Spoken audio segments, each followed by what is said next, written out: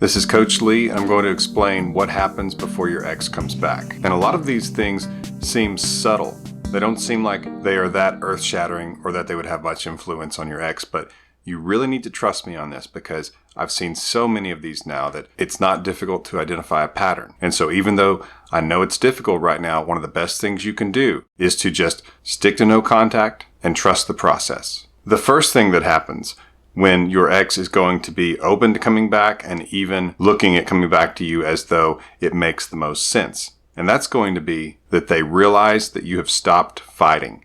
And for a lot of you, it's become all about endurance. You feel like if you just keep letting them know that you love them and that you're there and that you're interested, that eventually that will get them to come back. And actually, the exact opposite is true. In most situations, unless you said really unkind things to them, or you were emotionally abusive, or you cheated, when it's basically a matter of feelings have faded and it's kind of vague and you don't really understand why they broke up with you in the first place. And so you think you have to convince them that you're the best girlfriend or the best boyfriend ever and that you can show them more love than they've ever known. Usually that doesn't work at all. As a matter of fact, it only pushes them further away, and that can lead to a lot of frustration from your side. But they have to realize that you have stopped trying to get them back. You've stopped fighting and you are beginning to move on with your life. That's the first thing that has to happen. And that can trigger the other things I'm going to talk about. Number 2, where did the escape hatch go? In other words,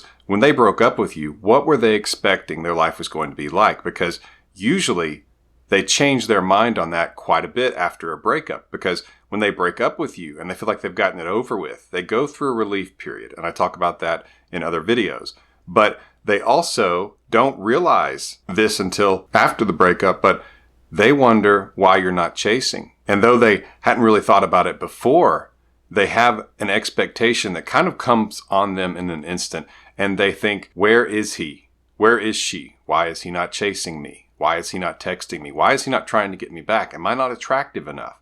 Is he losing attraction for me? Those kinds of questions. And so where they thought the escape hatch would go after the breakup, maybe they thought that they were going to freedom and they were going to find someone else, or maybe they had someone else in mind, or maybe they just thought that they would have more free time because the commitment and adult responsibilities of a relationship was cramping their style. And so now they have fallen through the escape hatch and they think they've gone to freedom. They think they're going to something better. Either that's another person or that's just freedom to eventually find another person, because the vast majority of us are not going to commit ourselves to celibacy. But oftentimes it's dependent on where their escape hatch led them. And it's really tricky for a person who breaks up with someone to know exactly where they're going to land. A lot of times it's much different than they think. And that's why it's so important that you start as soon as possible to show them that you have stopped your pursuit of them, that you are not fighting for them. If they broke up with you, you were standing in the relationship and they have to come back to you. You are not going to chase. And it's really important that they see that, because if you two do get back together, and it happens often when you apply the no contact rule and you do some of the other things that I'm talking about, but they have to know that they can't use a breakup to manipulate you or to get at you or to get you to behave like you're supposed to, or because they're just not super happy with you, they're going to break the relationship off. That is an extreme thing, and it should not be used as a tool to get you to jump in line like you're supposed to in their mind. You should show them that if they break up with you, that you are going to be less likely to do things that show that you're interested, and less likely to do what even they want you to do. That you are going to back off and assume that you are going to live your life in a different direction. It's really important for them to know, because when they come out of that escape hatch and it's different than they think, one of the first responses is to see what's going on with you, because they want a little bit of stability or something that they knew worked or that was comfortable. It doesn't mean that they're sitting there thinking that they want to get back together with you, but it does mean that they are curious and they're kind of looking around. What's going on? Where am I? Because oftentimes the breakup doesn't lead them where they thought it would. Oftentimes that rebound, they don't have the intimacy with that person that they did with you. Or the reality of it is not what they thought it would be. Or being single and going out to the clubs and they think that they're just going to live this epic time in their lives and they're going to make all these memories and it's going to be so much fun, and they realize that most of it is just the anticipation and the fear of missing out, and they're actually not having a lot of fun, that most of those people are looking for someone to be in a relationship with, and here they gave that up to be single because they thought it was more fun. And so where they end up after the breakup is really important.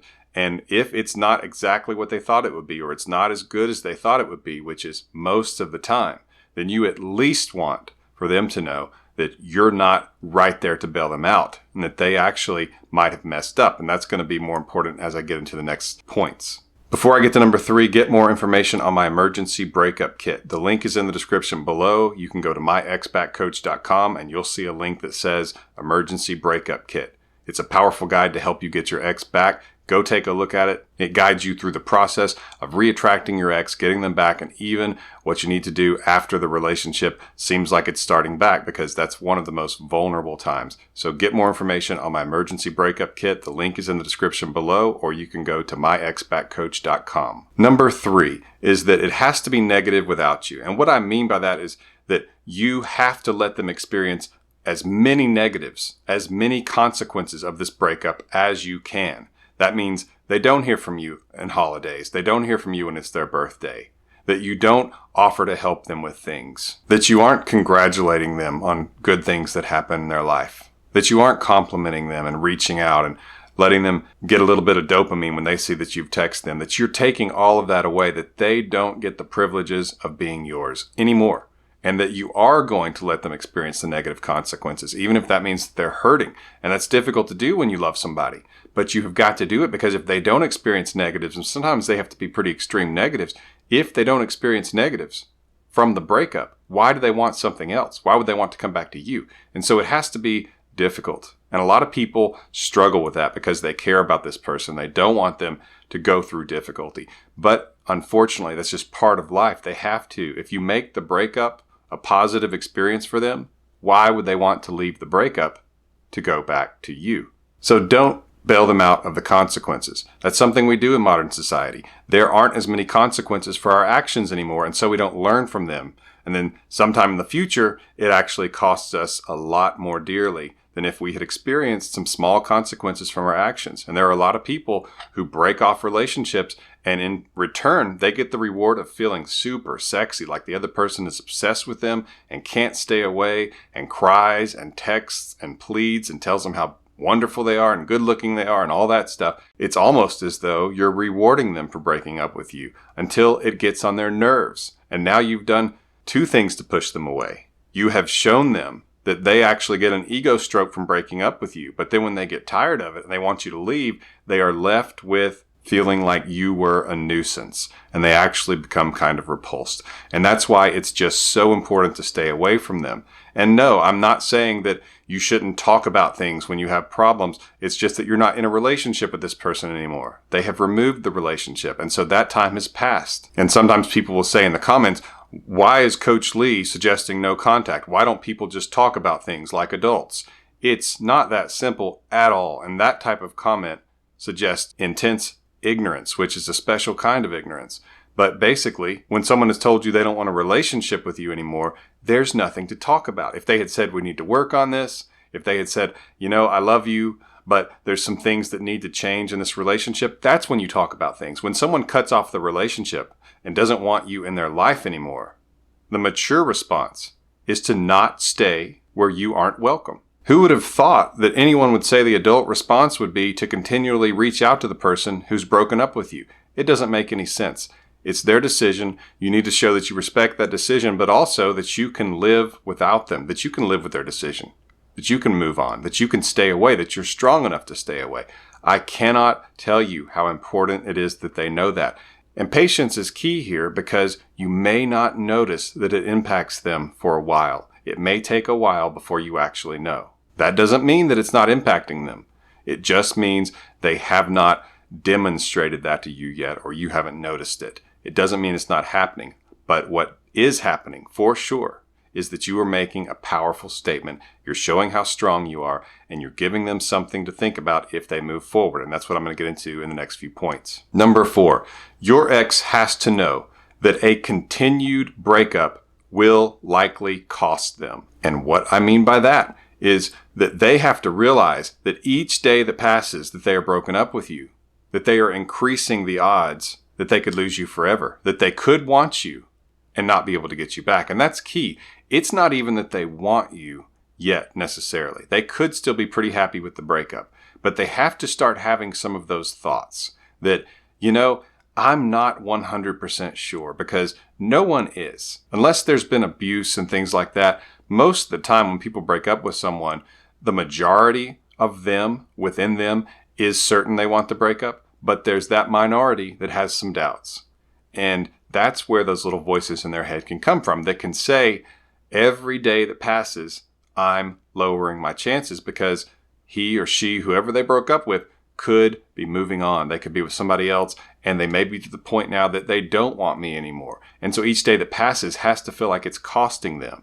If you're still contacting them, if you're giving clues to their friends and their friends tell them, yeah, he's really still struggling or she's really still struggling, if they know in any way, or even if they assume or guess that you are still struggling, then they at least know that there's a good chance that they could reach out and get you back. Plus, they still feel the dynamics of the day they broke up with you, which was you want to be with them, but they don't want to be with you. So you're standing in the relationship and they leave it. And so that's what it will still feel like. The way that you change that so that they can actually feel like the breakup is going to cost them, and it's going to cost them each day that passes.